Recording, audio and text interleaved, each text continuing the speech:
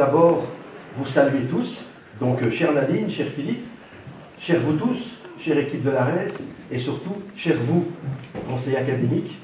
Je pense que ce Covid, évidemment, lamentablement, fait ruiner certaines envies de rencontres. Aujourd'hui, on avait lancé ce processus, on a dû refuser pas mal de monde. J'excuse déjà les règles sanitaires qu'on a dû appliquer, mais vous êtes très nombreux et on s'en réjouit. Que ce soit au niveau des universités ou que ce soit au niveau de l'ARES, ce besoin permanent d'avoir un dialogue et de pouvoir parler entre nous et de faire des échanges d'expériences est évidemment fondamental et que donc on est très heureux de voir aussi nombreux. Donc je vous souhaite la bienvenue, je vais prendre mon texte parce que comme quelqu'un m'a préparé un texte, ce serait de manquer de respect que de ne pas le lire quand même. Et donc je ferai un mix entre de l'impro et de la lecture. Donc l'organisation de cette journée est entamée il y a plus d'1 an, et donc bien avant la modification du décret paysage, qui finalement a été définitivement approuvé par notre Parlement de la communauté, de la Fédération plutôt, Wallonie-Bruxelles. Cette réforme rentrera donc en vigueur en la rentrée 22, et les nouvelles règles toucheront les étudiants et les étudiantes dans leur parcours de réussite, mais aussi, évidemment, plus indirectement, vous, dans votre profession. Et donc, vous qui êtes là pour aiguiller et soutenir les jeunes durant leurs études, vous êtes en première ligne par rapport à cette réforme. Donc, cette journée a avant tout pour but de fournir un espace de discussion, d'échange sur les missions des conseillers et conseillères académiques, leur vécu, leurs défis, l'évolution de la fonction et l'ensemble des impacts que la réforme aura sur l'organisation de leur travail.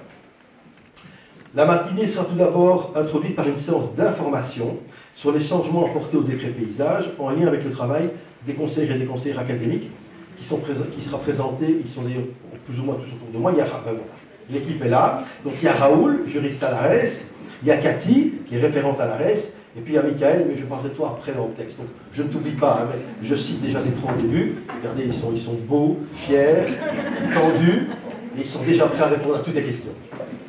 Vous aurez ensuite l'opportunité de participer à 2 sessions de 5 ateliers sur différentes thématiques. Chaque atelier est suivi par des membres de l'administration de l'ARES qui en assurent le compte-rendu.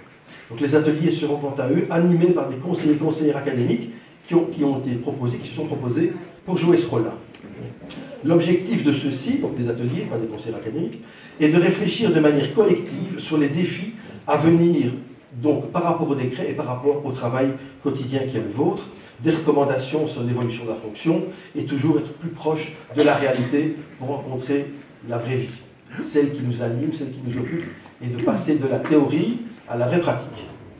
Une méthodologie commune pour les 5 ateliers a été établie par Michael, donc c'est maintenant que ton nom arrivé dans la liste, chercheur à l'ARES. C'est important parce que parfois le mot chercheur est parfois banni de l'ARES.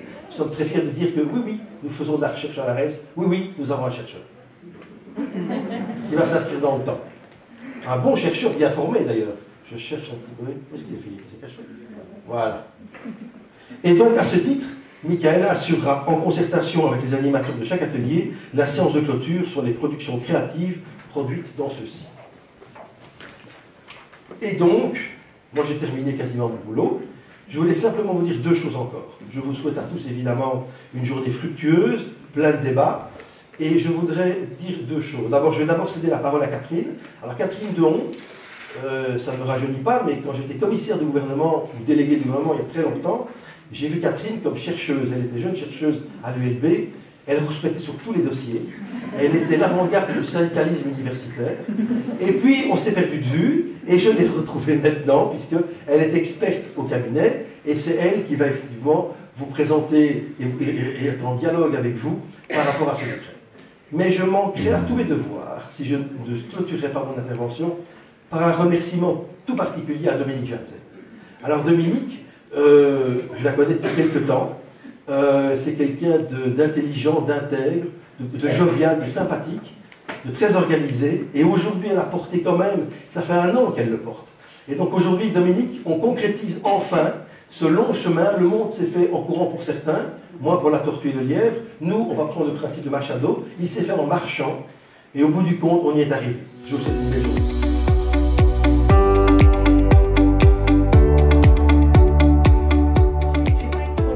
De telle sorte qu'on garde le maximum de temps pour avoir des échanges et pouvoir répondre à vos questions. Donc en fait, comme on l'a dit, j'ai plusieurs casquettes et ici je vais prendre la casquette d'expert au cabinet où on a travaillé sur la réforme du décret paysage. Étant enseignante également, je voyais un petit peu ce qui se passait depuis quelques années et donc j'ai travaillé essentiellement avec Florence qui est aussi là-bas au bout de la salle. Donc elle m'aidera aussi à répondre à vos questions avec l'équipe de l'ARES. Alors en réalité, les grandes balises de cette réforme, ça a été de remettre essentiellement la notion de réussite, de clarifier cette notion de réussite. Ça a été vraiment un des éléments qui était vraiment dans notre tête. On a essayé également d'essayer de mettre en place des incitants positifs à la réussite, vraiment d'aider l'étudiant à aller vers la réussite, avec évidemment une augmentation de l'enveloppe pour les aides à la réussite. Et donc vous êtes évidemment partie prenante dans ce chapitre aide à la réussite. Il y a évidemment aussi toute la partie finançabilité. Peut-être que vous êtes un peu moins en contact avec ces questions de finançabilité. Oui ou non? En tout cas, les étudiants posent des questions à tout le monde sur la finançabilité. Donc ici, au niveau de la finançabilité, on a essayé de clarifier un petit peu la finançabilité. En tout cas, pour l'étudiant classique qui reste dans le même cursus, qui n'arrive pas de l'étranger, etc. Les règles sont beaucoup plus simples. Après, évidemment, il y a tous les cas particuliers avec des règles un petit peu plus complexes. Et puis, alors, on va devoir gérer, et ça, c'est toujours très compliqué, la transition. Et donc, on va devoir gérer cette transition. Et il y a deux éléments dans cette transition qui sont vraiment très importants. C'est l'anticipation des questions, et c'est ce qu'on essaye de faire actuellement. Donc vraiment, n'hésitez pas à nous poser des questions. On est en train de récolter toutes les questions pour anticiper toutes ces questions. Et il y a déjà toute une série de réponses qu'on a et qui vont sortir via le Vademecum avant Pâques. Mais bon, avant Pâques, c'est déjà un peu tard, donc n'hésitez pas déjà à nous poser des questions par rapport à ça. On a toute une série de réponses. Et puis le deuxième élément dans cette transition qui va être extrêmement important, c'est la communication.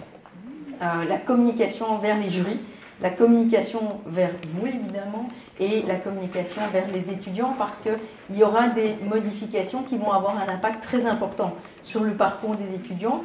Je vous en donne 2, 3, comme ça on pourra y revenir avec les questions. Le changement de date par rapport à la demande d'inscription. Ça, les étudiants, ils ont en tête le 31 octobre, ça sera plus le 31 octobre. Donc c'est extrêmement important qu'on communique énormément vers les étudiants par rapport à cette date pour éviter les catastrophes au mois d'octobre. La transition des BAMA va être aussi quelque chose qu'on va devoir gérer et bien communiquer en début d'année prochaine par rapport à l'année suivante, puisqu'on a une année de transition pour pouvoir gérer ça.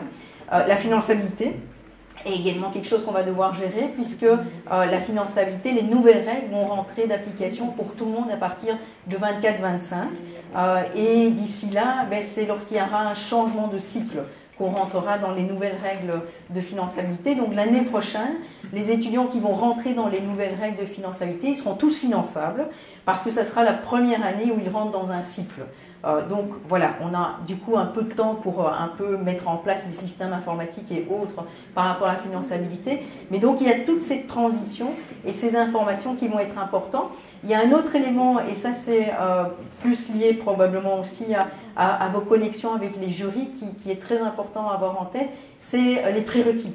Donc dans les programmes, il y a les prérequis. Et donc maintenant, on va pouvoir transformer les prérequis en corequis, mais en fin de cycle. Donc ça veut dire qu'il faut peut-être avoir une réflexion vraiment sur les programmes pour éviter de bloquer les étudiants. Donc ça, je vous ai pris les points qui étaient pour moi cruciaux. Je suppose qu'on va en reparler vraiment et qu'il y aura plein de questions là-dessus. Mais donc, la communication et la compréhension et l'anticipation, ça va être vraiment quelque chose de très important pour que ça se passe le moins dans la douleur possible. Toute transition, c'est un peu douloureux, mais on va essayer de faire que ça se passe le mieux possible.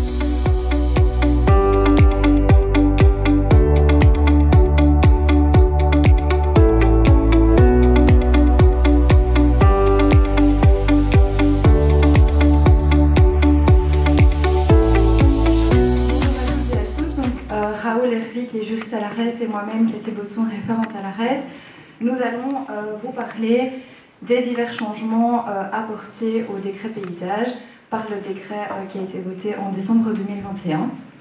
On est vraiment parti des rapports des conseillers et conseillères académiques pour partir de vos difficultés, pour voir, voilà, par rapport à vos difficultés, par rapport aux problèmes que vous pointiez dans votre pratique au quotidien, si on pouvait faire un lien avec l'un ou l'autre changement apporté par le décret.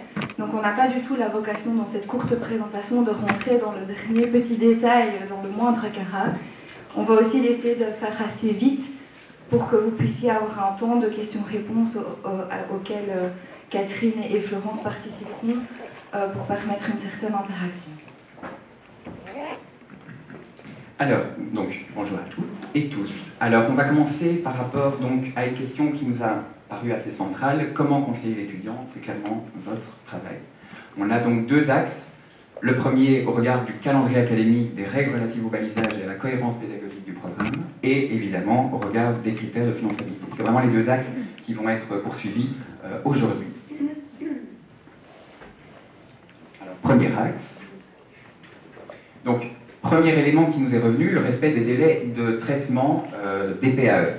Des questions lancinantes auxquelles on est tous confrontés depuis plusieurs années. Les étudiants attendent clairement jusqu'au 31 octobre. Alors le 31 octobre, c'est peut-être 6 semaines après le début de l'année académique, c'est surtout 6 semaines avant le début du blocus, c'est quand même très tard. Premier élément. Il faut vérifier aussi les PAE qui sont construits par les étudiants, par la cohérence par rapport à ce programme. Alors le calendrier académique actuellement, vous le connaissez, je ne vais pas m'étendre dessus, vous savez, début des admissions laissées au choix de l'établissement, généralement ça commence aux alentours de mai, rentrée académique au 14 septembre, date limite d'inscription au 31 octobre, on l'a dit, l'acompte des 50 € doit être payé le jour de l'inscription, fin des désinscriptions le 1er décembre, le paiement du solde des droits d'inscription 1er février, ça avait été changé déjà parce qu'on se souvient tous du fameux 4 janvier qui était vraiment particulièrement une bonne idée. Fin des réorientations bachelier pour les étudiants inscrits en première année de premier cycle, le 15 février. Et donc, comme Catherine vous l'a dit dans son introduction, le calendrier a été revu.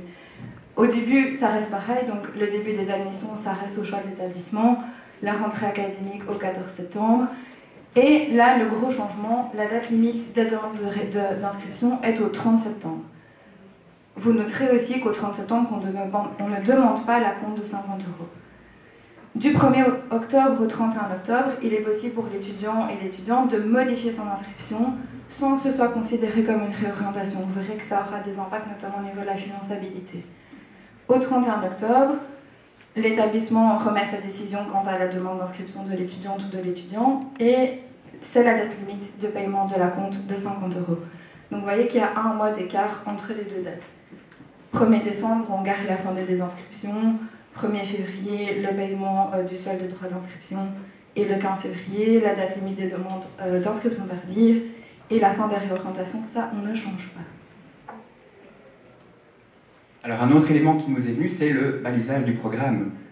On a mis une espèce de progression. L'étudiant, en fait, en plein milieu de tout ça, il ne sait plus du tout où il en est. C'est très clairement un constat qui a été fait depuis plusieurs années. Il n'a même plus la notion de réussite. Il ne sait même plus ce que ça veut dire une réussite. L'étudiant, combien de fois je ne l'ai pas entendu? J'ai réussi 45 crédits, c'est magnifique. J'ai réussi, non, 60 crédits, qui devient malheureusement de plus en plus l'exception.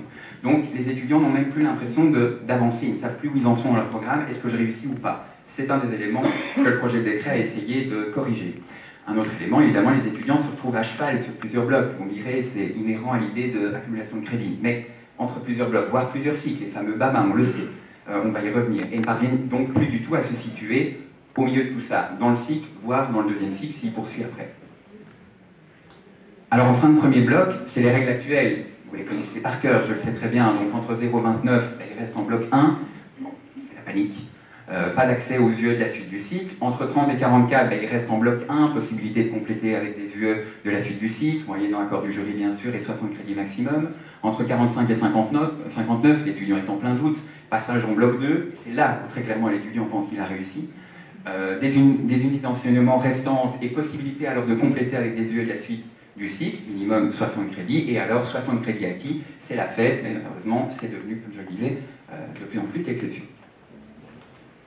Avec les modifications ici introduites par le décret de décembre 2021, on voit qu'on veut vraiment mettre le focus sur le fait que si l'étudiante ou l'étudiant n'a pas acquis ces 60 crédits, il n'a pas réussi, il ne passe pas à la suite du cycle, il reste inscrit en bloc 1. Donc c'est vraiment un gros changement, on voit qu'entre 45 et 59 crédits, peu importe, l'étudiant restera inscrit en bloc 1. Donc entre 0 et 29 crédits, ça ne change pas énormément, si ce n'est que, mais il n'a toujours pas accès aux unités d'enseignement de la suite du cycle, mais il va être obligé d'inscrire à son programme des activités d'aide à la réussite. Donc on voit aussi l'importance de l'aide à la réussite pour ces étudiants.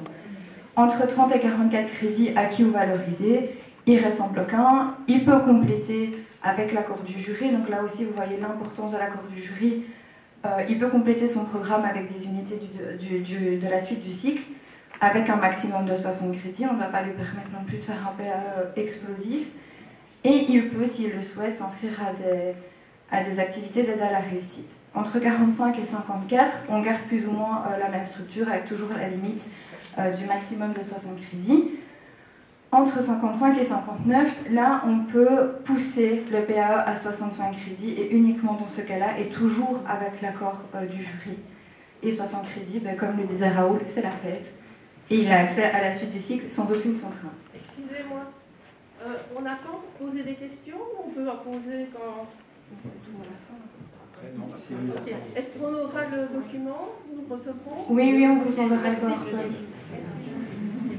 Alors, je disais tout à l'heure, le BAMA, donc vous le connaissez tous, l'étudiant qui est entre les deux cycles et qui, effectivement, pense qu'on lui a donné carrément le droit d'être en master et finalement, les vilaines casseroles de bachelier, c'est plus embêtant que vraiment dans la tête de l'étudiant devant être validé avant le master. Donc, les deux hypothèses actuellement, plus de 15 crédits de bachelier non acquis ou alors entre 1 et 15.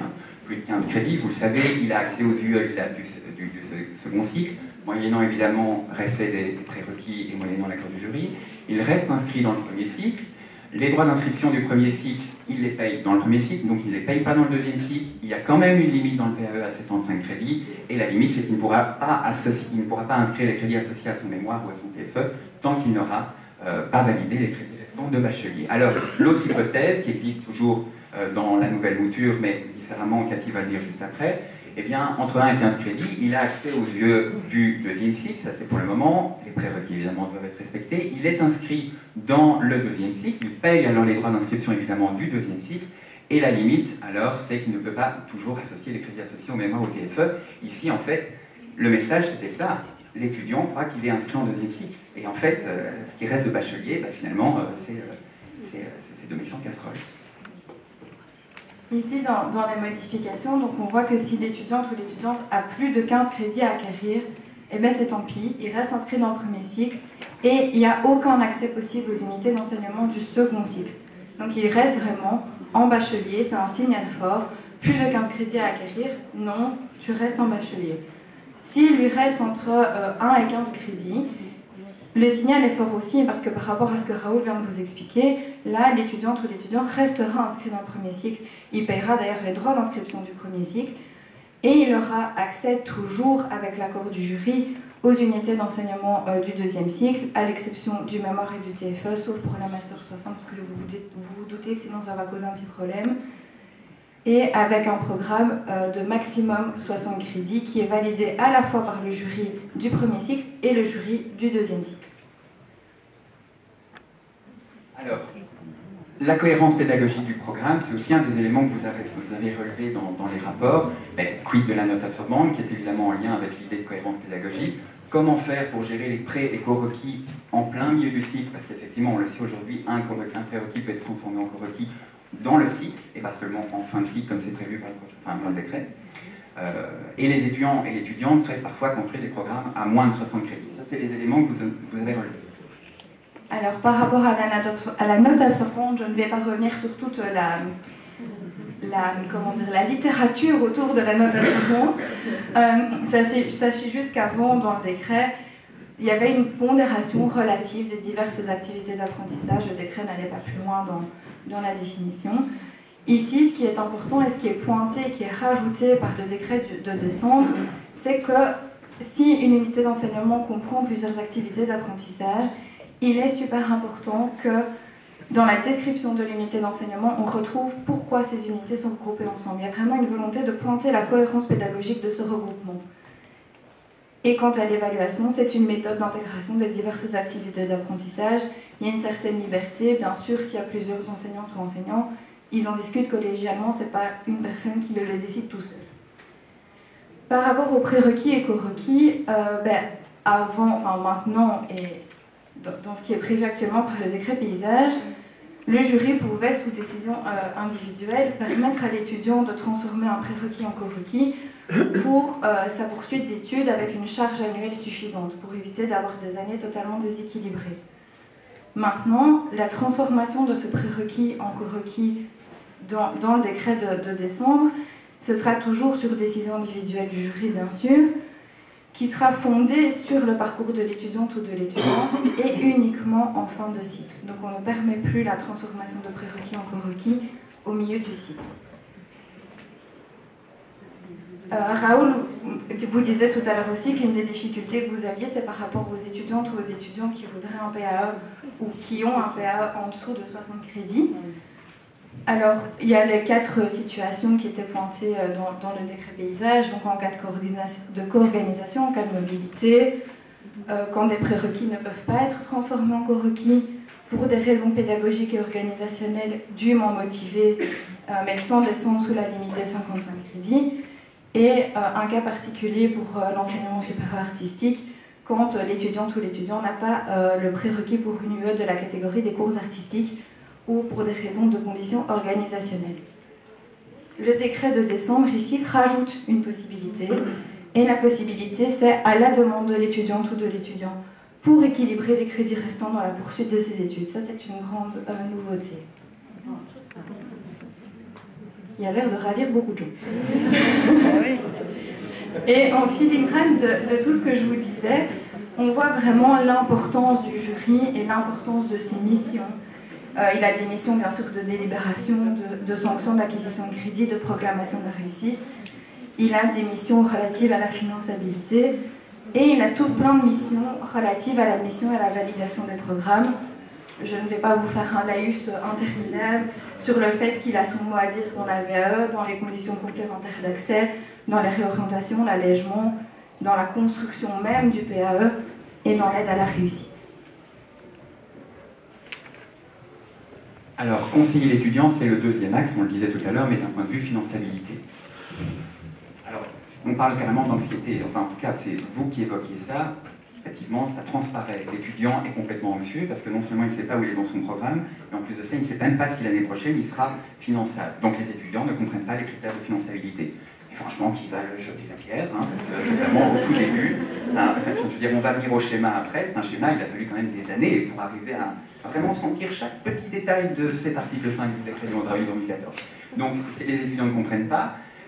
Moi encore, quand des étudiants me téléphonent, j'entends encore des étudiants me dire « j'ai réussi 45 crédits, je suis finançable », en ayant un peu oublié qu'il y a 75% du programme, mais enfin bon. Et les étudiants ne font pas le lien entre le PAE, la réussite et les critères de finançabilité. Alors, c'est le schéma, hein. Je ne vais pas y revenir en long et en large, vous le connaissez maintenant. Vous savez bien qu'on vérifie sur les 5 dernières années le nombre de grades auxquels il a été inscrit. Est-ce que l'année passée, il a réussi 75% de son programme, les 3 dernières, la moitié des crédits de la totalité qui était à sa charge. Enfin, je veux dire, tous ces critères, vous les connaissez. C'était un système résolument tourné vers l'avenir, vers le passé, où très clairement, on voyait le passé de l'étudiant. Le système qui va maintenant être en œuvre est un système résolument tourné vers le futur. En tout cas, c'est comme ça que moi je le vois. Donc, 3 hypothèses, c'est surtout la troisième évidemment qui nous intéresse, c'est-à-dire les fameuses conditions de réussite académique. Donc la première hypothèse de finançabilité, qui ressemble un peu à ce qu'on avait avant, hein, soit que l'étudiant ou l'étudiante s'inscrit à un cycle d'études sans avoir été inscrit à des études de même cycle au cours des 5 années académiques précédentes, soit que lorsque l'étudiant ou l'étudiante a acquis la totalité des crédits lors de son inscription précédente dans ce cursus, avec un PAE de minimum 45 crédits, sauf évidemment si c'est un allègement, 37 par exemple, mais c'est évidemment par la force des choses et un programme réduit, ou alors il ou elle remplit les conditions de réussite académique suffisantes. Alors, ces principes de base, quels sont-ils? Alors, encore une fois, on n'est pas allé dans le détail, cet article est très long, il a le mérite d'être plus clair, puisque très clairement il liste les différentes hypothèses. Je suis sûr qu'on aura plein de questions là-dessus, mais ici c'est vraiment pour avoir un balisage complet, non justement, voilà, une synthèse, quoi, une synthèse, ouais, c'est ça, on va dire ça. Alors, pour le premier cycle, voilà les conditions. L'étudiant, au terme de sa première inscription, doit avoir au moins réussi une unité d'enseignement. Si c'est le cas, ça va. Au terme de sa deuxième inscription, il doit avoir acquis ou valorisé les 60 premiers crédits. 60 premiers. Au terme de la quatrième, il doit avoir réussi ou valorisé 120 crédits. 120 crédits. On s'en fout de savoir la position dans le bloc à ce moment-là. au terme de sa 5e inscription, avoir acquis ou valorisé la totalité des crédits du cursus. Donc ça, c'est l'idée générale. On voit au fur et à mesure la progression de l'étudiant et l'étudiante dans le cursus. Alors il y a quelques exceptions, on ne les a pas toutes mises, je suis sûr qu'il y aura des questions là-dessus, on en discutera sûrement, mais pour les bacheliers 240, évidemment un système comme celui-là ne fonctionne pas, parce que c'est un bachelier 180 ce modèle-là. Donc 240, 180 au terme de la 6e, et l'intégralité au terme de la 7e inscription. Ce qui n'empêche pas de faire ça en 3 ans ou 4 ans, hein, mais bon. En cas de réorientation, évidemment, en cas d'allègement, là, si je ne dis pas de bêtises, en cas de réorientation, on lui donne une inscription supplémentaire, en cas d'allègement, une demi-inscription supplémentaire, et pour les étudiants en sciences vétérinaires qui n'obtiennent pas la fameuse attestation, le Graal pour accéder à la suite du cursus, ils disposent aussi d'une inscription supplémentaire. Alors pour les bacheliers de spécialisation, c'est assez simple, hein. L'étudiante ou l'étudiante a 2 inscriptions pour avoir acquis ou valorisé la totalité de son cursus. Bien sûr, il y a toujours les exceptions de réorientation et d'allègement qui entrent en jeu. Par rapport au 2e cycle, c'est toujours le même principe, hein. Vous voyez que c'est vraiment presque des conditions temporelles. Il a un certain nombre d'inscriptions pour acquérir un certain nombre de crédits. Donc au terme de 2 inscriptions, l'étudiante ou l'étudiant doit avoir acquis ou valorisé 60 crédits du cursus. Au terme de 4 inscriptions, avoir acquis ou valorisé 120 crédits. Et au terme de 10 inscriptions, la totalité de son cursus. Toujours les exceptions de réorientation et d'allègement, je ne vais pas revenir dessus. Et aussi des exceptions liées aux conditions complémentaires d'accès, selon en plus si elles sont entre 1 et 30 crédits ou supérieures à 30 crédits. Ça rajoute des années, ça rajoute des possibilités d'inscription supplémentaires.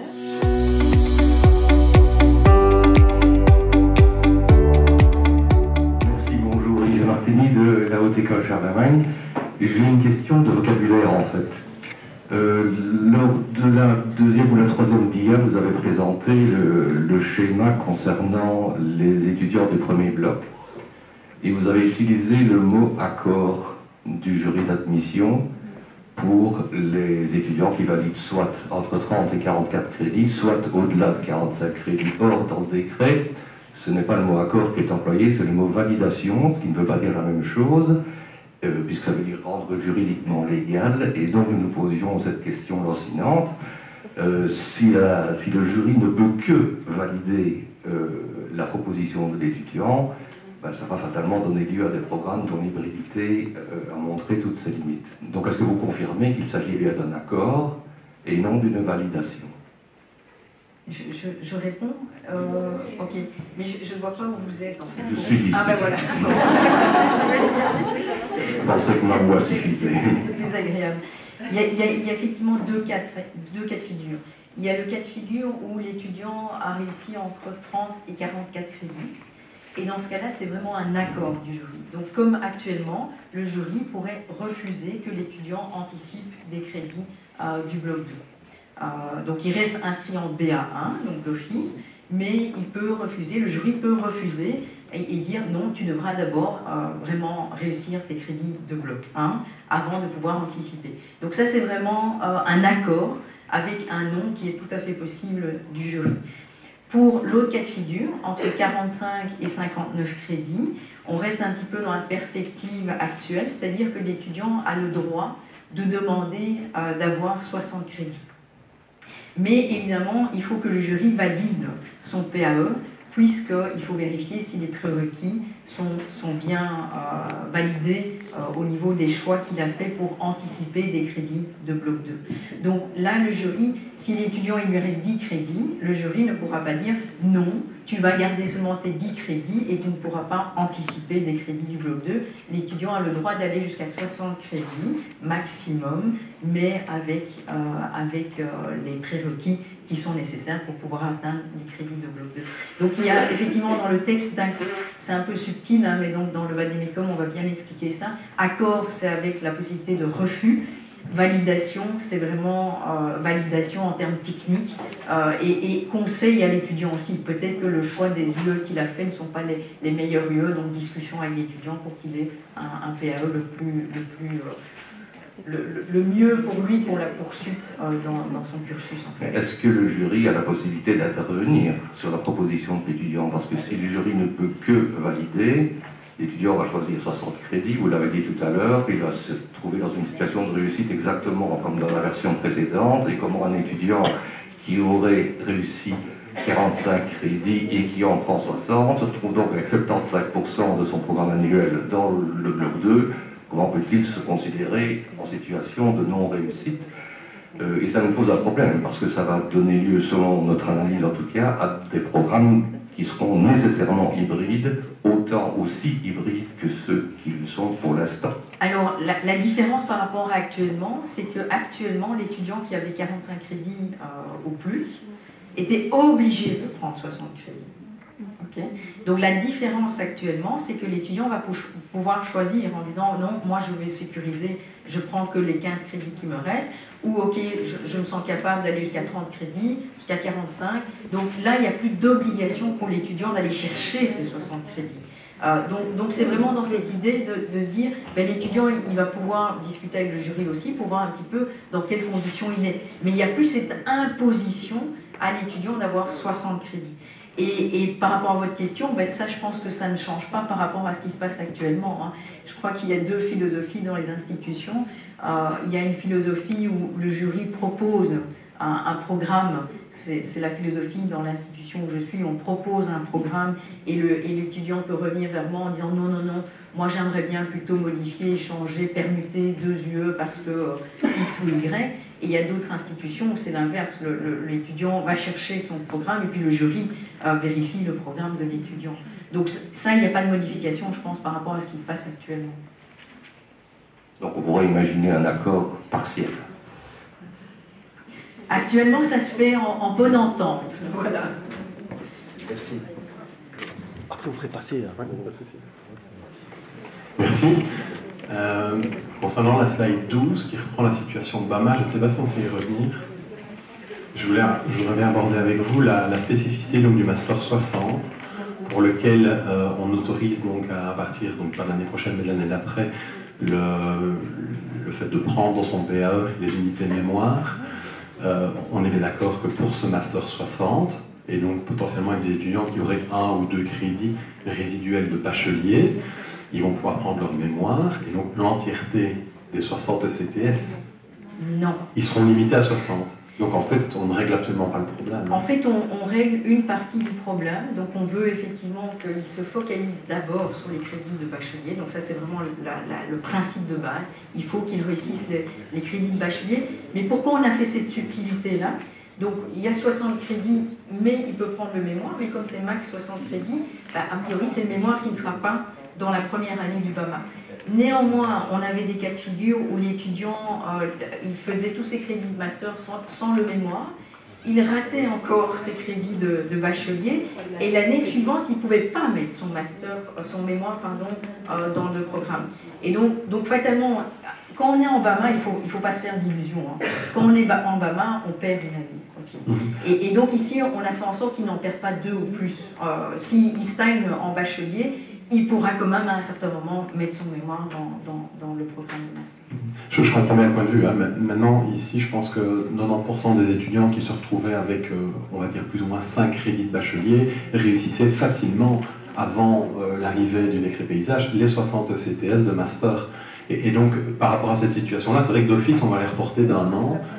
Non, quelques crédits. En fait, mon rêve, hein, c'est qu'effectivement, vu que les règles seront telles quelles, que effectivement les étudiants vont bien avoir ça en tête. Et donc peut-être qu'ils vont s'accrocher en bachelier en se disant oui, ok, de toute manière, si je pars en BAMA, j'aurai une année en plus, donc je vais m'accrocher, je vais faire ma seconde session pour finir mon bachelier. Donc j'espère évidemment qu'il va y avoir des anticipations, et pour ça il faut une bonne information, il faut une bonne communication. C'est vrai qu'aujourd'hui, en tout cas, on se retrouve avec 50 étudiants qui, en janvier, présentent leur mémoire, et donc on se retrouve avec une session de janvier qui devient beaucoup plus conséquente qu'avant, parce que, cette situation, humainement, c'est impossible de leur dire « Ok, vous représentez votre mémoire dans 1 an, quoi, alors qu'il n'y en reste que ça. » Et donc, il y a cette possibilité de le faire, effectivement, et de la défendre en janvier, de telle sorte qu'il n'y a qu'une demi-année. Okay. Et une deuxième question, si je peux me permettre, concernant la slide 10. Ça concerne les étudiants, les étudiants qui font en fait une réorientation, par exemple donc, au sein de la faculté de médecine à l'ULiège, je ne me suis pas présenté. On a pas mal d'étudiants qui passent d'une section à l'autre, parfois parce qu'ils ont comme objectif de présenter l'examen d'entrée en médecine, donc du coup ils vont par exemple en sciences biomédicales, ils réussissent 60 ECTS en biomédicale et puis ils basculent chez nous en kinésithérapie.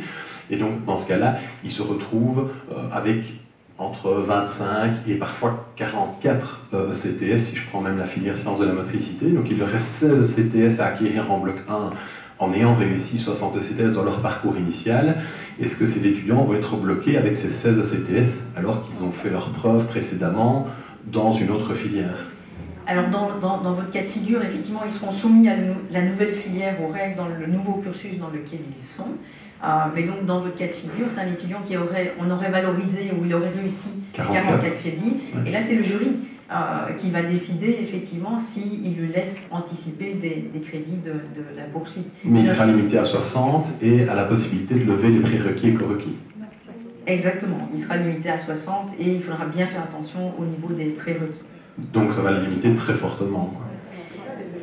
Oui, mais donc ça c'est vraiment aussi le principe du décret, c'est qu'on a vu que précédemment les étudiants voulaient mettre beaucoup trop sur leur tartine. Tout à fait. Et donc finalement ils arrivaient à faire moins que s'ils s'étaient concentrés. Donc c'est vraiment un objectif du décret, c'est vraiment essayer de bien structurer le début du cursus en fait. Ici en fait la différence fondamentale c'est que l'étudiant a fait cette preuve précédemment, il a réussi 60 crédits dans un bloc 1 d'une autre section, et entre guillemets c'est un étudiant qui d'habitude réussit parfois 65-70 ECTS, on en a couramment jusqu'à présent, et c'est vrai que ça va être frustrant de les limiter peut-être à 30. La norme, les très bons étudiants, la norme ils font 60 crédits, hein, donc ils pourront avoir 60 crédits, donc la norme, la norme, un temps plein étudiant c'est 60 crédits. Mais ça c'est à condition qu'on puisse à un moment revoir alors du coup et libérer tous les prérequis et correquis pour que ces étudiants puissent accéder, là où pour les autres étudiants on souhaiterait les limiter. C'est là qu'on va coincer un peu.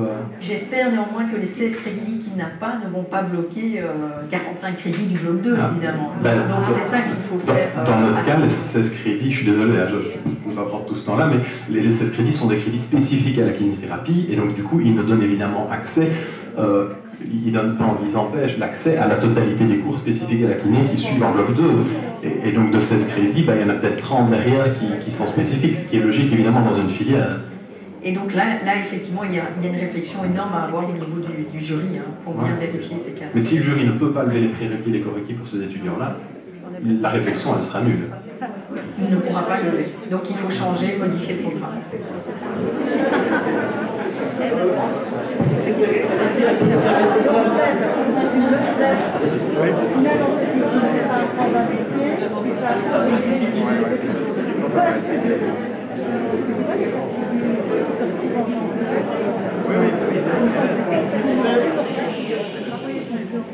Voilà. Bonjour, donc Uliège aussi, mais ça sera plus court parce que je pense que j'ai partiellement eu ma réponse avec la première question. J'aurais voulu revenir sur les différences entre 20, 30, 44 crédits, etc.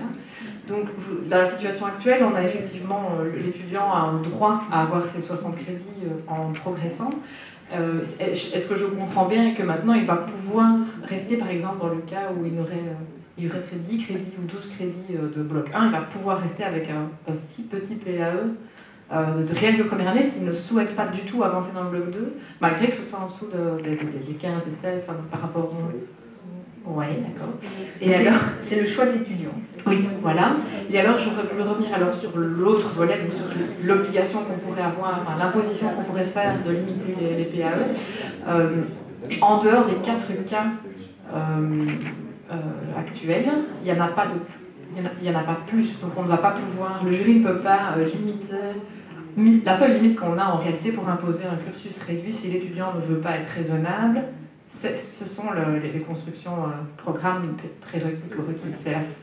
Il n'y a pas de cas supplémentaires que ceux qui sont déjà maintenant. Si on veut moins que 60 crédits, si on veut imposer moins que 60 pour un 60 crédits, c'est les cas. Donc il y a les prérequis. Si l'étudiant n'a pas acquis les prérequis, il y a le cas où l'étudiant lui-même demanderait, il n'est plus en BA1, mais il est plus loin, il demanderait d'avoir moins.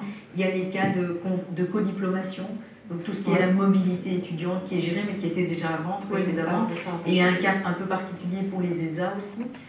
Et alors il y a un cas en cas de problème organisationnel ou pédagogique de l'institution, mais là avec la limite de 55 crédits. C'est ça, donc ça reste comme avant. Ça reste comme avant. Ok, merci. Moi, je vais poser des questions. Je pense à le micro. Ah, Vous avez pris carrément le micro, c'est ça? Bonjour. C'est la démocratie. Oui, oui. Vous n'avez pas du tout parlé de la passerelle au niveau de la finançabilité. Je ne sais pas comment vous dire. Or,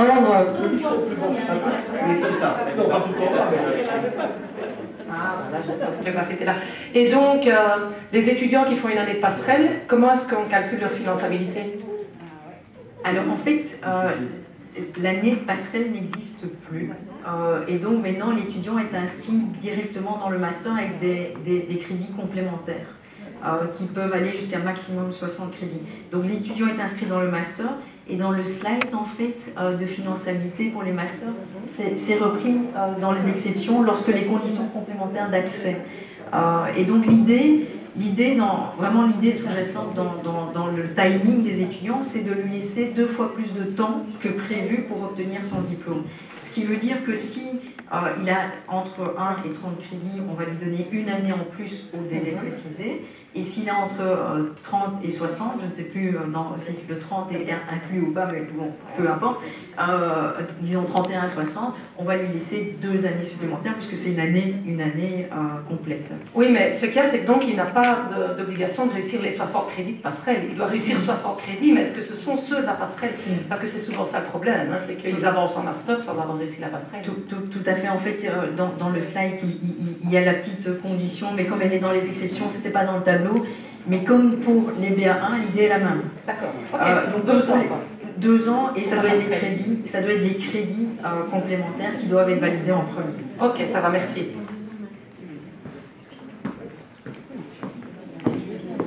Il faut le micro, sinon c'est pas... Non, c'est juste, vous avez dit 12 crédits, c'est autorisé. Et donc ils sont finançables à 12 crédits. Alors oui, ils sont finançables, mais financés à 0 pour l'institution. Vous avez entendu,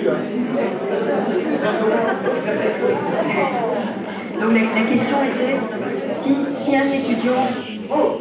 un étudiant demande à avoir uniquement 12 crédits, l'étudiant va vérifier s'il est finançable ou pas, hein, pour qu'il puisse s'inscrire.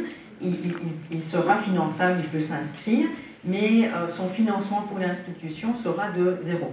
Donc le pourcentage de financement en dessous de 15 crédits est de 0. En dessous de 30 crédits, c'est 50%, et au-dessus de 30 crédits, c'est 100%. Donc voilà, donc il faut bien faire la différence effectivement entre la notion de finançabilité qui est vraiment attachée à l'étudiant et la notion de financement qui est attachée à l'institution. Oui. Là-haut. Oui, désolée, j'allais changer de sujet, mais c'est... Par contre, je vais le mettre là parce que j'ai l'impression que... voilà. Non, Oui, parce qu'il y a des versets dans les barres. Oui, allez-y. Là, ok, voilà. Je voulais aller plutôt sur le terrain de l'aide à la réussite. Alors, je me demandais... je travaille en école supérieure des arts et je me demandais ce qui avait motivé le fait de rendre l'aide à la réussite obligatoire. J'ai l'impression que ça vient boycotter un peu tout le travail qu'on est en train de mener avec les étudiants. La première année, on avait justement plus ou moins obligé les étudiants en échec à moins de 30 crédits à rejoindre. Et en fait, ça avait été complètement inopérant. Et maintenant, toute notre crédibilité, tout notre travail repose justement sur l'engagement des étudiants dans ces dispositifs qu'on essaie. C'est pas voilà. Voilà, de toute façon, ma question est plus ou moins menée. En plus, avec la difficulté de ce que ça va représenter, avec très très peu de résultats, j'ai l'impression que dans toutes les études qu'on le fait, on voit que si les étudiants ne sont pas pleinement engagés, si on ne fait pas ça au sein directement des cours, ça arrête très peu d'impact avec une espèce d'épuisement des équipes qui ne sont pas très nombreuses, même si on salue le fait que, notamment dans les ESA, on soit financé. Donc je ne comprends pas, j'ai l'impression qu'on avait fait marche arrière aussi dans le décret précédent par rapport au fait de créditer et de rendre obligatoire des dispositifs d'aide à la réussite. Donc là, vraiment, je ne vous suis pas. Alors, peut-être pour répondre à ces questions, et c'est important, hein, c'est extrêmement important. Effectivement, il y a beaucoup d'études qui montrent que souvent les aides à la réussite ne sont pas prises par les étudiants qui en ont réellement besoin. Et donc l'idée, c'était vraiment d'essayer d'orienter ces aides à la réussite vers les étudiants qui en auraient réellement besoin. Maintenant, on peut amener le cheval à l'abreuvoir, on ne peut pas l'obliger à boire, effectivement. Donc ça, on en est tout à fait conscient. Mais néanmoins, donc ici, l'idée, c'est de demander, donc c'est une obligation pour les institutions, de proposer des aides à la réussite aux étudiants qui auraient réussi de moins de 32 crédits. Donc c'est vraiment une obligation pour les institutions. Alors il faut voir comment mettre ça en œuvre, hein, mais ça on laisse liberté, évidemment, il y aura des discussions, etc. Mais vraiment l'idée c'est d'aller vers ces étudiants et de communiquer l'information qu'il y a des aides à la réussite qu'ils peuvent prendre. Il n'y a pas d'obligation du côté des étudiants. Il n'y a pas d'obligation non plus pour les institutions à créditer. Ils peuvent faire appel à l'article 148, mais il n'y a aucune obligation de créditer, et ces aides à la réussite ne seront d'ailleurs pas dans leur programme. Donc voilà, donc c'est vraiment essayer de forcer vraiment une communication vers les étudiants qui en ont le plus besoin. Maintenant, évidemment, si un étudiant qui est un peu faible participe à toutes les aides à la réussite, ben, je suppose qu'au niveau du jury, l'information va être donnée et le jury va en prendre compte. Si maintenant un étudiant n'a jamais fait aucun effort et qu'il est quand même en défaut par rapport à la réussite, voilà, le jury va en prendre compte aussi. Mais ça n'aurait pas eu beaucoup de sens. Ça n'aurait pas eu beaucoup de sens, par exemple, de dire « Ah ben voilà, l'étudiant, il est dans une aide à la réussite, on l'évalue, il rate, mais il réussit tout le reste. » Enfin, quel signal on aurait donné là? Donc c'est vraiment plutôt, c'est de nouveau un incitant positif pour l'étudiant, pas vraiment de sanction, mais vraiment un incitant positif pour l'aide à la réussite. Donc voilà, je ne sais pas si ça éclaircit un petit peu, mais... On va prendre peut-être d'autres questions maximum, parce qu'après il y a des ateliers, donc on aura toujours l'occasion, il y a aussi le repas, on peut discuter, donc essayons de limiter à des questions essentielles. Non, oui, ok. Du coup, j'avais une question pour l'année prochaine. Est-ce que nos futurs bisseurs, ils vont être mangés comment? Et aussi, on fait des réflexions sur le changement de prérequis. Est-ce que ceux qui sont déjà maintenant dans le bachelier, comment ils ont les prérequis ou pas l'année prochaine ou pas? Et voilà, plus la transition. Alors, peut-être rapidement, c'est important, hein, effectivement, pour la transition. Donc, je vais commencer avec les BA1. Les étudiants qui sont actuellement inscrits en BA1. Il y a trois situations pour les étudiants qui sont actuellement inscrits en BA1. Il y a les étudiants qui auront réussi... Il y a 4 situations. Il y a ceux qui auront réussi 60 crédits, donc eux, pas de problème. L'année prochaine, ils passent en BA poursuite. Et l'article 100 rentre en vigueur automatiquement. Okay. Pour tous les étudiants, l'article 100 rentre en vigueur, mais pour les BA1, il y a quand même une transition qui va s'opérer. Parce que l'étudiant qui a réussi 45 crédits, mais pas les 60, à la fin de cette année-ci, vous allez lui dire vous êtes en BA poursuite, et donc ça sera assez malheureux qu'en début de l'année prochaine, vous dites ben non les gars, vous êtes en BA1. Donc ces étudiants qui sont en BA poursuite à la fin de cette année académique ont ce droit acquis. Et donc, ils vont rester en BA poursuite et ils vont être soumis donc à l'article 100, paragraphe 2, qui est effectivement pour la BA poursuite. Ces étudiants resteront en BA poursuite, ce droit restera acquis du moment qu'ils restent dans le même cursus. Ils peuvent changer d'établissement, etc. Mais s'ils restent dans le même cursus, ce droit sera acquis.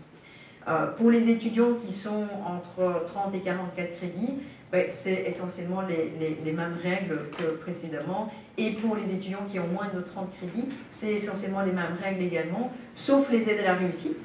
Et là, pour l'année prochaine, il n'y aura pas d'obligation, parce qu'on sait qu'il faut le temps de se retourner et que le plan stratégique devra être mis à la fin de l'année prochaine. Donc, au niveau des aides à la réussite, si vous êtes capable déjà de les fournir et de les proposer, c'est très bien. Mais en tout cas, il n'y aura pas une obligation pour l'année prochaine. L'obligation rentrera à l'année suivante, après la remise du plan stratégique. Alors ça, c'est une question tout à fait différente. Donc ça, c'est le parcours article 100. Pour la finançabilité, à partir de 24-25, tous les étudiants seront soumis aux mêmes règles. Par contre, tous les étudiants qui restent dans le même cycle resteront sous les anciennes règles tant qu'ils restent dans le même cycle, donc pas cursus ici, mais bien cycle. tant qu'ils restent dans le même cycle, ils resteront sous les anciennes règles de finançabilité jusqu'en 24-25 où on basculera pour tout le monde. Après, il y a des détails, des parcours discontinus, etc., mais on ne va pas rentrer dans les... Donc il y a encore 2 demandes de prise de parole ici, et Philippe qui a demandé aussi. On ne pourra pas donner la parole à tout le monde, donc c'est... Voilà. Allez-y. Ah, il doit être éteint. En dessous, oui.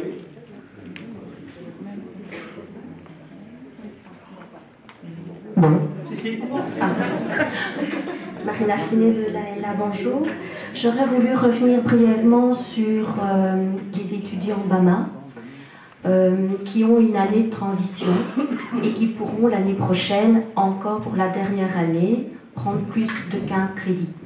J'aurais voulu avoir une précision, est-ce que les jurys ont la main? Puisque pour certains étudiants, ce ne serait peut-être pas un cadeau par rapport à ce qu'on pourrait leur mettre dans leur besace, puisque l'année prochaine, ils seront obligés d'avoir acquis suffisamment de crédits pour se retrouver en dessous de la barre de 15. Et donc, j'aurais voulu avoir une précision si c'était un droit de l'étudiant de demander plus de ces 15 crédits ou si le jury, parce qu'avec la notion de validation accord, ma mémoire me fait défaut, mais il ne me semble pas qu'il y a le mot accord du jury dans cet article. En fait, l'année prochaine, ce sera les anciennes règles de BAMA qui vont être d'application. Et dans les anciennes règles de BAMA qui étaient d'application, l'étudiant avait le droit, s'il lui restait au plus 15 crédits, il avait le droit d'anticiper des crédits de master et le jury ne pouvait pas refuser. Par contre, le jury pouvait tout à fait refuser si l'étudiant avait plus que 15 crédits qui lui restaient en bachelier. Donc, effectivement, je pense que ça sera une bonne option de ne pas multiplier l'année prochaine les BAMA 15, évidemment, pour éviter les problèmes à l'issue de l'année. Mais je ne sais pas quelle a été l'information qui a déjà été donnée. Et aussi, ça dépend aussi de la confection des PAE en début d'année. Et en début d'année, vous n'aviez pas l'information sur le décret. C'est pour ça qu'il y a cette année de transition pour pouvoir coordonner la construction des PAE en début d'année et ce qui va se passer à la fin de l'année. Si je peux me permettre rapidement une deuxième petite question. Vous avez parlé de la compte de 50 €. Peut-être erreur de ma part, mais l'article 102, je n'ai pas vu de modification. Donc je me demandais sur quoi vous vous basiez pour dire qu'à l'heure actuelle, on pouvait le réclamer à l'inscription, mais que dans les modifications décrétales, on ne pouvait plus le réclamer à l'inscription, mais qu'ils avaient le temps jusqu'au 31 octobre. Bien entendu, dans cette phrase, on a les 2 délais qui a le flou, mais voilà, je n'ai pas vu une modification à l'article 102, sauf si j'ai mal lu, ce qui est possible. En fait, il n'y a pas de modification pour les 50 €, ça a été un débat, hein. Mais donc on a gardé le 31 octobre. Donc la date limite pour pouvoir finaliser son inscription avec les 50 €, qu'elle soit validée, c'est le 31 octobre pour les 50 €. Mais c'est justement à ce propos que je voulais poser une question, ou plutôt interpeller. Une dame derrière a dit que sans l'engagement de l'étudiant, on ne sait rien faire, et nous l'expérimentons au quotidien. Je suis de l'EFEC à Bruxelles, dans la direction du bachelier en droit. On propose 1100 nouvelles idées chaque année pour aider et accompagner les étudiants dans leur réussite. Mais si eux ne s'engagent pas, on ne sait rien faire, et ça désespère tout le personnel enseignant. Et ça le décourage terriblement. Alors ça m'interpelle quand on dit qu'un étudiant peut s'inscrire jusqu'au 30 septembre, mais n'est obligé de payer que le 30 octobre. Cette année-ci, pour moi, ma formation, j'ai eu 10% d'inscriptions farfelues. On a appelé chaque candidat individuellement pour s'entendre dire « Ah, je suis inscrit chez vous, je ne savais plus ». Et donc, demander un engagement de 50 € à l'heure actuelle ne me paraît quand même pas énorme. Or, l'établissement, lui, engage son personnel, construit des bâtiments, construit des programmes, construit des parcours pédagogiques pour des étudiants qui, on l'espère, sont étudiants. Tout à fait. Le problème, c'est que, voilà, ça je prends ma casquette, que je ne suis pas du tout un peu politique, hein, c'est que, effectivement, quand il y a une modification de réforme, de décret, c'est un compromis entre les différents acteurs. Et donc voilà, et même si 50 € peut paraître assez peu pour nous, peut-être que pour d'autres personnes, 50 € est quand même un montant qui est plus significatif. Voilà. C'est pas le montant, c'est l'engagement des Oui. On a tous des étudiants qui ne sont pas des étudiants. Je sais, quand j'ai un cours avec 1053 étudiants, quand je fais une permanence, s'ils sont 10, je suis contente.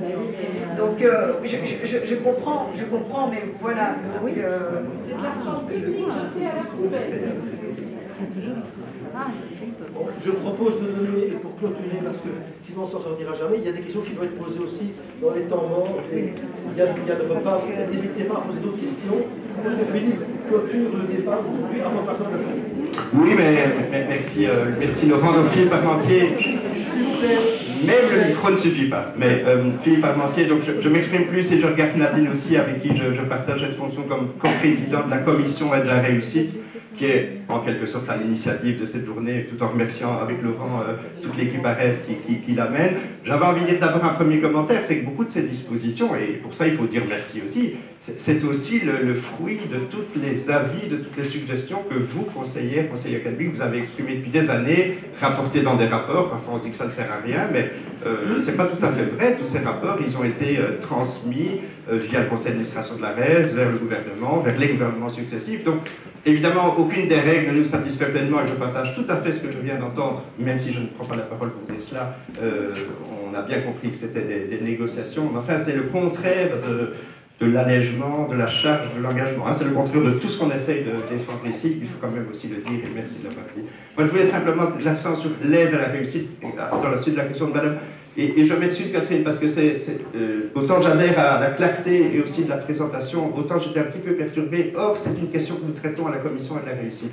Donc, il est très important, évidemment, de savoir ce qu'est une activité de la réussite, au moment où on doit l'imposer. Donc, ce n'est pas une question simple, hein. On a commencé à y travailler, bien sûr, au sein de la commission, et au sein des établissements, mais enfin, c'est quoi une activité de la réussite? Surtout à partir du moment où on doit l'inscrire, ou voilà, donc où l'étudiant doit s'y inscrire. Est-ce que du tutorat, qui est une activité de la réussite, ça compte, en sachant qu'il y a des activités de la réussite qui peuvent s'appeler des TP, qui sont déjà créditées, qui sont au programme déjà, donc on ne comprend pas bien ce que ça va vouloir dire de s'y inscrire l'année suivante, alors qu'ils doivent déjà s'y inscrire l'année précédente.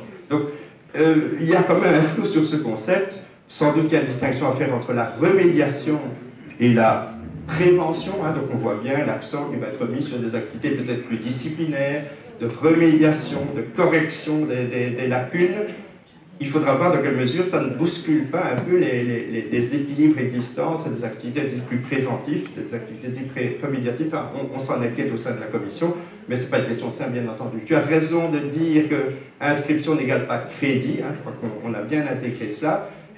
Par contre, j'ai entendu qu'on avait juste un devoir de proposer, mais ça, je ne sais pas ce que j'ai lu et je ne crois pas que c'est ce qu'on a tous compris. Donc, si c'était le cas, je ne dis pas que ce ne serait pas une mauvaise nouvelle, mais alors il faudra que le Vademecum qui est annoncé dans les 3 prochains jours le dise, même si un Vademecum, ce n'est pas le décret, mais je sais que tu connais le sujet. Donc, nous sommes très inquiets de règles qui passent dans un Vademecum et qui n'ont aucune valeur légale, il faut quand même le rappeler.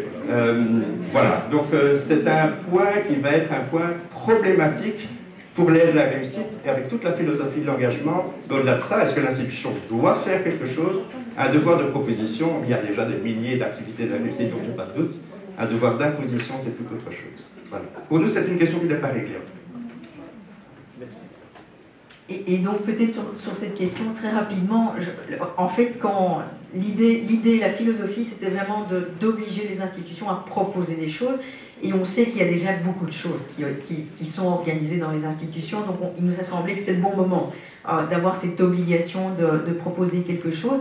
Maintenant, on a laissé une grande liberté, en fait, à l'organisation de ces aides à la réussite aux différents acteurs. Et donc, des moments comme ici sont les moments où il y a des discussions pour pouvoir un peu baliser. On n'a pas voulu vraiment baliser clairement ce qui se passait. Il y a évidemment le petit article 148 hein, qui a été très peu, je pense, utilisé jusqu'ici, qui existe toujours, où là, il y a un petit peu la confusion avec le fait qu'on peut aussi créditer des activités à la réussite. Et donc là, il y a vraiment tout un débat, il est clair, du statut des activités à la réussite. Elles ne seront pas dans le PAE, mais voilà. Donc si vous pouvez vous saisir de cette question, je pense que c'est vraiment le bon endroit pour aussi se saisir de cette question. Mais la philosophie, c'est vraiment l'obligation aux institutions de proposer et pas d'imposer.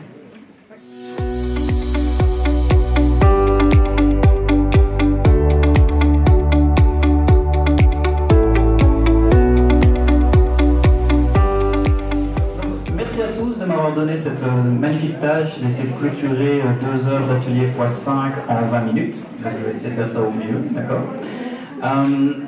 L'idée ici, ce sera vraiment de repasser sur les différents ateliers et d'essayer de vous donner les grandes idées. Je m'excuse déjà si jamais je suis pas exhaustif par rapport à ce que je vais présenter, je vais essayer de vous présenter les grandes idées. Normalement, nous avons chaque fois un représentant des ateliers qui pourra venir donner des détails en plus, d'accord? L'idée, c'est qu'on va essayer de ne pas prendre trop de temps pour rentrer dans chacun des ateliers. Vous avez aussi tous les posters qui sont ici, donc n'hésitez pas à venir les consulter par la suite. D'accord. Le premier atelier qui a été mis en place était concentré sur la spécificité du vécu et du rôle des conseillers académiques dans les différentes formes de l'enseignement supérieur. Donc on avait comme questionnement de savoir comment pouvoir mieux échanger et mieux comprendre cette diversité. Et ce que nous ont proposé les membres de l'atelier, c'est essentiellement de pouvoir développer et avoir un réel besoin d'échange et pouvoir développer ces opportunités d'échange entre les différents conseillers, opportunités d'échange qu'on a aujourd'hui et qui voudraient pouvoir être développées pour pouvoir discuter, échanger entre les conseillers académiques et surtout pas uniquement faire de la discussion mais aussi du partage de ressources et du partage de bonnes pratiques comme ça a eu lieu aujourd'hui. Ensuite, il y a 3 grandes difficultés qui sont venues par rapport à cette expérience du conseiller académique. C'était le fait de pouvoir trouver une information pertinente et utile par rapport aux différentes modifications de décret et aux différents rôles, le manque de temps et la stabilité par rapport aux changements et aux règles, la difficulté de stabilité par rapport à ces changements et ces règles. Une des recommandations qui est ressortie de cet atelier, c'était la volonté de pouvoir fournir un support commun. Et on va voir, ça va revenir dans d'autres ateliers. Mais cette volonté de pouvoir fournir un support commun, transversal, qui puisse être utile pour tous les conseillers académiques et qui puisse aussi être accessible à tous les conseillers académiques au travers des différents établissements et différentes formes d'enseignement supérieur. Au-delà de ça, une des difficultés était également de réfléchir sur l'interface avec le corps académique et de se dire qu'il pourrait être intéressant d'intégrer des étudiants directement qui sont plus loin dans le cursus pour permettre d'avoir une meilleure relation avec les étudiants, un meilleur échange avec les étudiants, afin de pouvoir leur faire comprendre et se sensibiliser par rapport aux difficultés de leur PAE. Parfois un message qui est difficile à faire passer par les conseillers académiques et qui est peut-être beaucoup plus facile à entendre pour les étudiants quand ça vient d'un étudiant plus âgé plutôt que d'eux. Est-ce qu'il y avait des éléments supplémentaires pour l'atelier 1 que vous vouliez vraiment mettre en avant? C'est parfait. C'est parfait. Ok. Tu ne te mouilles pas beaucoup en disant ça. Pour l'atelier 2, le numérique en soutien à la gestion des PAE, dans une double approche.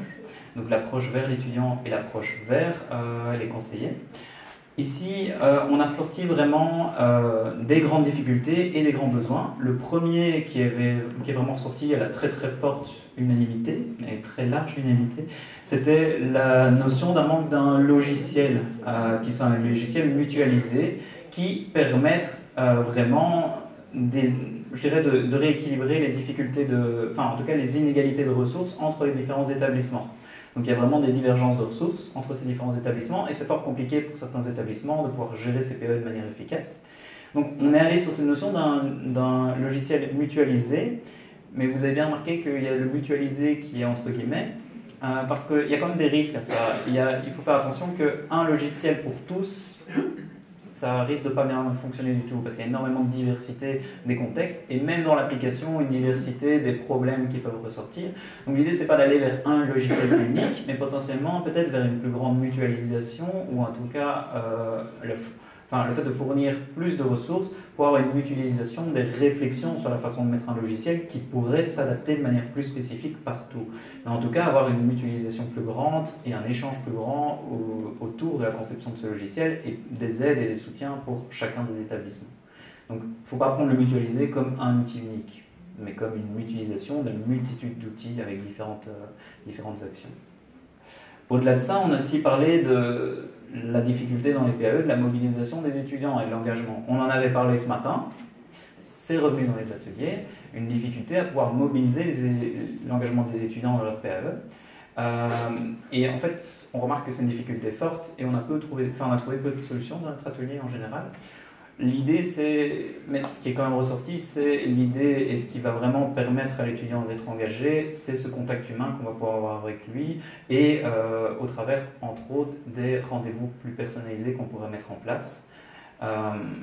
Et un des points d'attention, c'était aussi de faire attention à l'évolution de l'engagement, parce qu'il y a des étudiants extrêmement engagés au départ qui s'enflamment un petit peu par rapport à leur PAE, qui prennent énormément de crédit, et puis qui disparaissent complètement à ce que leur engagement chute. Donc faites attention à ce que l'engagement n'est pas un niveau stable, mais un niveau fluctuant. Une grande difficulté aussi, c'est la gestion des conflits horaires.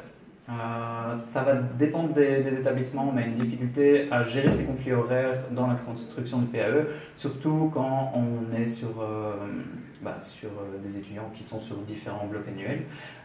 L'idée ici, c'est une recommandation de bon sens, mais anticiper au maximum et fournir le maximum de ressources pour pouvoir anticiper. Donc avoir un balisage en amont qui soit le plus fort possible et d'essayer d'inciter de construire les horaires le plus tôt possible pour pouvoir vraiment avancer et anticiper au maximum. Un autre point qui est ressorti en termes de recommandations générales, c'est de faire bien attention à sensibiliser les étudiants également. Parce que les étudiants peuvent se mettre eux-mêmes dans des conflits horaires très importants sans s'en rendre compte et poser des problèmes par la suite. Et le dernier point, c'était le changement dans les programmes d'une année à l'autre, donc des programmes qui sont fluctuants, qui peuvent poser problème. Ici, ce qu'on a mis comme recommandation, c'est d'impliquer davantage les conseillers académiques dans la décision des changements des programmes, pour faire bien attention à ce qu'il y ait une convergence et une cohérence dans ce changement, pour éviter justement d'avoir des gros problèmes une fois que le programme change en termes de valorisation des crédits. Où est mon intervenant de l'atelier 2 ? Ah, elle est. Ah. Sinon, vous n'allez rien dire à la fin. Je vais tout... Atelier 3. Atelier qui n'a pas un poster, mais plein de posters, donc qui est un peu plus divergent. Donc on n'a pas pu les prendre. Donc vous les avez ici. Ils ne sont même pas présentés devant. Ils sont où ? L'atelier 3 ? Ouais. Ah, il y en a un. Non. Ouais. Bref, plus de posters. L'idée ici, c'était que l'atelier 3 était concentré sur les outils mis en place dans le cadre de l'aide à la gestion et la valorisation des crédits. Donc on était sur valorisation des crédits et VAE. Ce qu'on nous a dit, c'est une des difficultés dans la VAE pour le conseil académique, c'est de comprendre le passé de la personne. Donc la personne qui vient, qui veut faire de la VAE, qui veut faire une valorisation de ses acquis d'expérience. Comment est-ce qu'on fait pour avoir une vraie concordance entre le parcours professionnel et le parcours de formation ? Comment on valorise une compétence, où est-ce qu'on situe ces compétences et comment est-ce qu'on va pouvoir les mettre en regard d'une expérience qui est parfois très unique et sur laquelle on a, la plupart du temps, pas une expertise forte en fonction de l'expérience avec laquelle va venir la personne. Et donc, il y a une première question très ambivalente qui est sortie de l'atelier, l'idée d'une épreuve d'admission, et se dire est-ce qu'on aurait une épreuve d'admission pour pour gérer cette valorisation des acquis d'expérience. On se demande vraiment, ici, on demandait vraiment si c'était faisable, ni même possible, ni même intéressant. Donc, ça pourrait être une solution, mais est-ce que c'est la bonne solution ? C'est pas sûr. L'idée, c'est que ça risque de déshumaniser, et un des points de l'atelier qui était vraiment très important, c'est de faire attention à l'humain avant tout. Donc, ça pourrait être une solution simple, mais potentiellement pas la bonne solution. Par contre, un point qui pourrait être plus facile, c'est d'établir un référentiel de compétences commun qui permette de faciliter cette concordance entre parcours professionnel et parcours de formation. Au-delà de ça, ce qui était fort ressorti aussi, c'est la lourdeur du processus de VAE et le caractère très procédurier, donc un très gros bilan avec un gros dossier à rendre, une lourdeur du dossier, une lourdeur dans le choix, et des fois un manque d'accompagnement avant et après la valorisation. Donc la remise d'un dossier avec pas assez de feedback, et donc un besoin potentiellement de plus de feedback et plus d'accompagnement avant et après de la personne. Et donc ici, il y a peut-être besoin, et ici une des recommandations, c'était d'avoir plus d'exemples qui viendraient de modèles de dossiers de VAE qui ont déjà été utilisés dans d'autres contextes et qui pourraient fonctionner et sur lesquels on pourrait s'inspirer. L'idée c'est, mais quels exemples précisément et qui on pourrait reprendre, et peut-être faire attention que si on a beaucoup de modèles de dossiers de VAE qui reviennent, est-ce qu'on réaugmente pas encore le caractère procédurier. Donc ils étaient un peu ambivalents, hein. Ils posent une difficulté, mais une recommandation avec une autre difficulté derrière. Mais donc. Ensuite, la variabilité des procédures entre les établissements, donc une difficulté à avoir quelque chose une procédure de VAE qui soit uniformisée.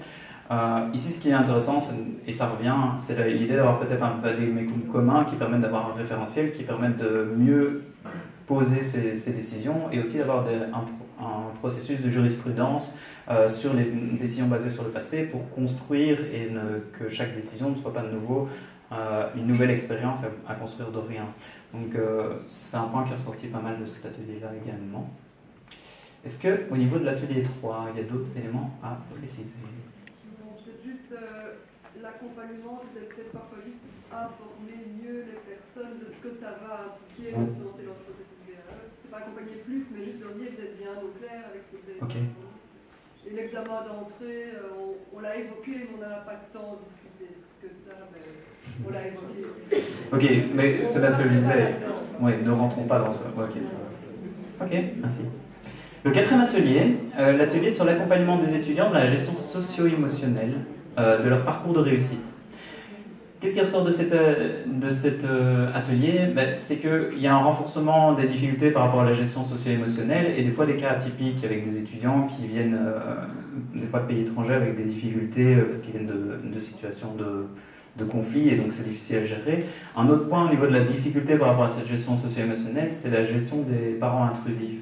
Moi, je pense mon rapporteur m'a dit parents parasites et j'ai dit non, je ne vais pas utiliser ce terme, on va parler parents intrusifs. Donc, une des recommandations par rapport à cette notion de parents intrusifs, ce serait. Les parents soutiens et les parents bloquants. Les parents soutiens et les parents bloquants, ça c'est encore plus politiquement correct, effectivement.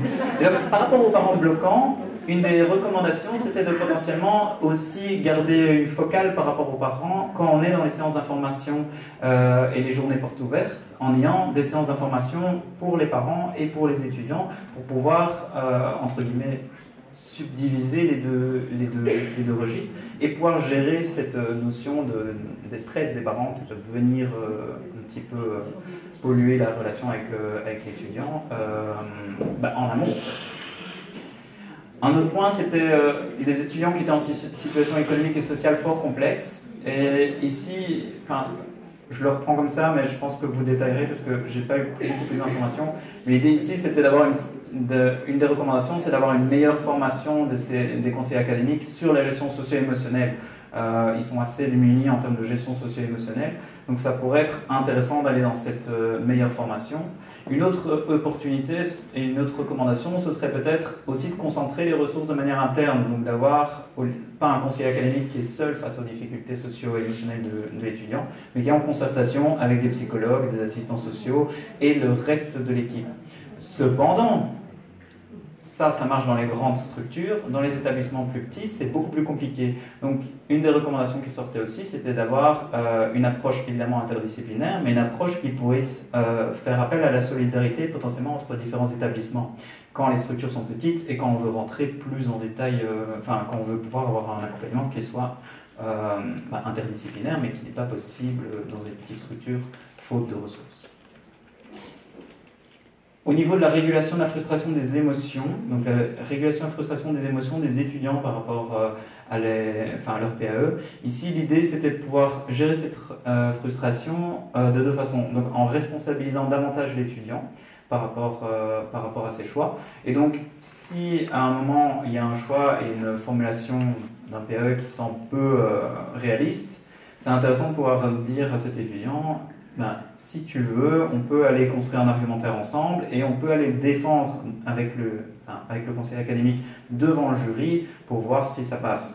L'idée, c'est qu'en créant cet argumentaire avec l'étudiant et en ayant cette notion d'aller le défendre devant le jury, il y a vraiment un accompagnement jusqu'au bout. Et donc, si le PAE est refusé enfin, l'idée, c'est que l'étudiant aura quand même eu toute une possibilité d'action et n'est pas juste face à un refus indépendant. La deuxième chose, c'était aussi d'augmenter les canaux d'information et d'avoir une meilleure information de l'étudiant dès le départ sur les possibilités qui s'offrent à lui, pour éviter d'avoir des frustrations après quand il a une vision trop idéalisée ou non réaliste de la possibilité de réaliser le PAE. Et finalement, évidemment, former les conseillers académiques à l'écoute active, et donc à une meilleure formation, à la façon d'accompagner quand il y a vraiment une vraie frustration par rapport à la construction du parcours. Et finalement, soutenir l'étudiant dans sa socialisation. Donc une des difficultés, c'était de montrer qu'il y avait certains étudiants qui étaient en désocialisation importante et que c'était des fois difficile de relancer la socialisation des étudiants qui décrochent. Donc l'idée, c'était une des possibilités, c'était vraiment de pouvoir, dès le départ, impliquer beaucoup plus les délégués de classe et le conseil des étudiants dans cette socialisation et dans l'accompagnement à la socialisation de l'étudiant. Et le deuxième acteur que le conseil académique pourrait impliquer davantage dès le début, c'est le service d'aide à la réussite. Est-ce qu'il y a des points à rajouter pour l'atelier 4 ? Non, ça va bien compris dans l'atelier 4 que la solidarité, c'était aussi au sein de la classe, des étudiants qui se soutiennent ensemble, c'est pas simplement entre institutions. Ok, ça va. Donc solidarité au sein de la classe en plus. Et non seulement entre les institutions. Ok, très bien. Atelier 5, dernier atelier, sur l'approche coordonnée de l'accompagnement de l'étudiant entre les conseils académiques et les autres services. Qu'est-ce que nous dit cet atelier 5 ? Qu'une des difficultés, c'est les différentes casquettes du conseiller académique. D'accord ? Une des difficultés principales, c'est difficile de pouvoir répartir ses rôles. Et il y a aussi une atomisation des différents services, qui veut dire que chaque personne va faire une petite tâche à côté. Et c'est compliqué entre ces différents services, avec toutes ces petites tâches, d'avoir une vraie communication. Il y a un manque réel de communication et d'échange. Et donc, une des recommandations, ce serait de pouvoir formaliser concrètement des moments de rencontre avec les autres services et le conseil académique qui soient non pas optionnels, mais qui soient pré-structurés, pré-établis. Évidemment, besoin de plus de ressources pour pouvoir le faire, ça c'est logique. Si on veut mettre plus de rencontres, plus d'échanges, il faut plus de temps, c'est toujours compliqué parce qu'on est en contrainte temporelle réduite, surtout les conseillers académiques. Donc, inévitablement, il faudrait plus de ressources. Deuxième chose, c'est une gestion complexe de la communication entre les services. Ici, on voit que c'est pas la communication uniquement entre les services, mais c'est le renvoi d'une information qui viendrait d'un autre service par l'étudiant. Donc un étudiant dit ce service-là m'a dit que, etc. Et donc il y a une difficulté dans la gestion de cette communication vers l'étudiant. Et la recommandation, ce serait d'avoir une centralisation vraiment des besoins d'information en un endroit, peut-être un endroit où l'étudiant va aller poser ses questions et qui sera réparti entre les services par la suite, mais éviter que l'étudiant fasse son parcours entre les services et finalement retombe sur des informations incohérentes ou des informations contradictoires et que les services n'aient pas communiqué entre eux et que finalement il y a une complexité par rapport à ça. Donc un point de contact unique pour redispatcher entre guillemets les différentes demandes pourrait être une bonne façon d'éviter tous ces problèmes de mécompréhension.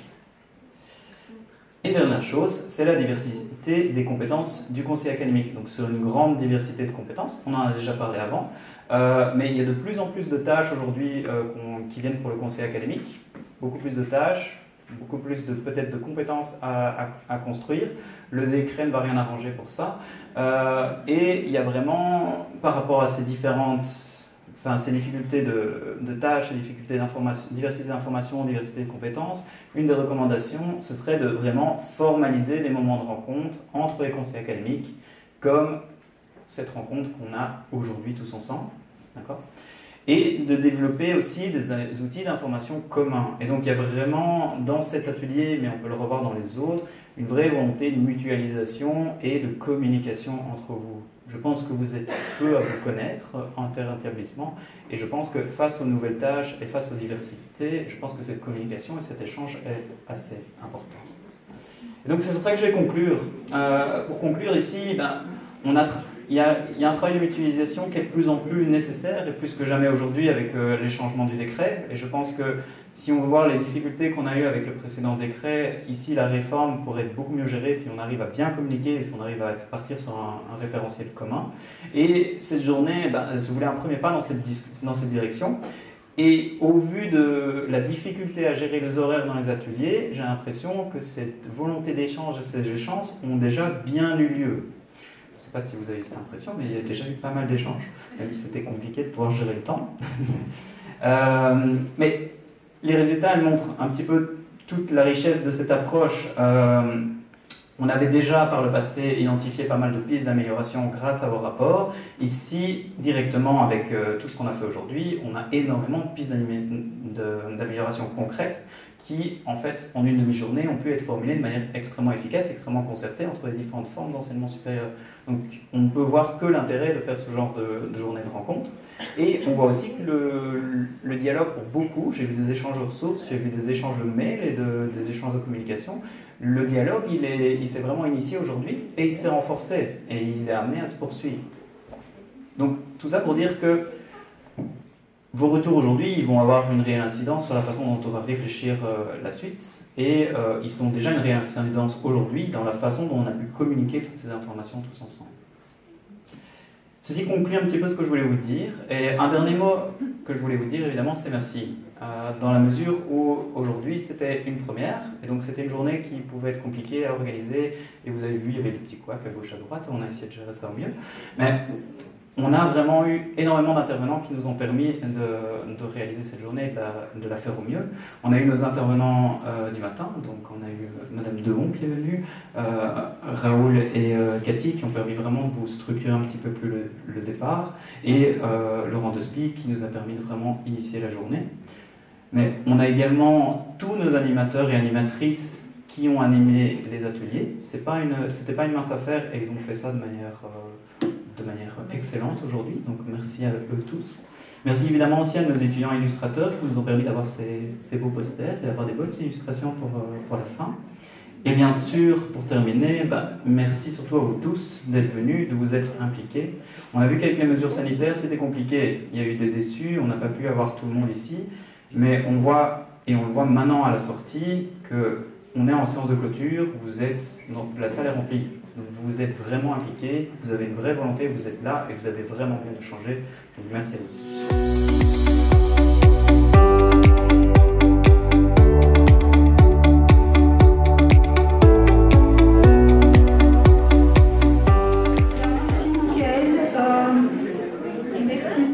Cette synthèse très très complète.